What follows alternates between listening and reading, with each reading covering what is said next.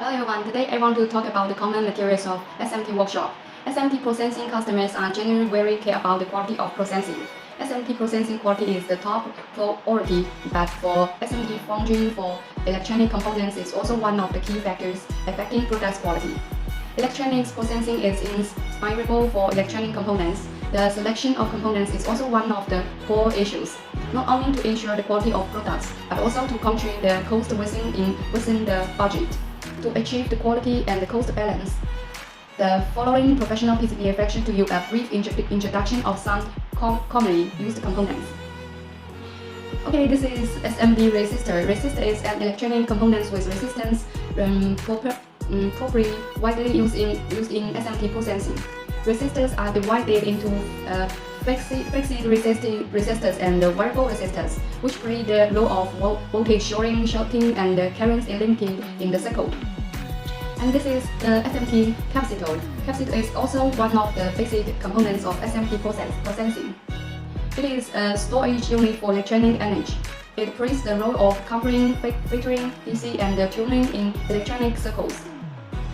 And this is an induction coil, or what we call an inductor, which stores magnetic energy. The inductance coil in SMT processing is usually composed of primer, widening, shielding, iron core, and so on. The resistance of the potentiometer can be changed. In the process of SMT processing, resistance needs to be regularly continuously with a specific range called potentiometer. The potentiometer consists of a housing sliding end and a rotating chip and ring resistance body and 3 lead ends. This is a transformer. The transformer is generally composed of an area coil.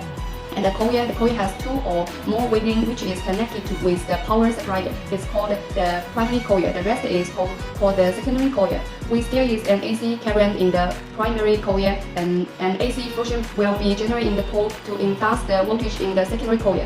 Transformers are mainly used for AC voltage conversion, current conversion, power conversion, impedance conversion, and buffer isolation.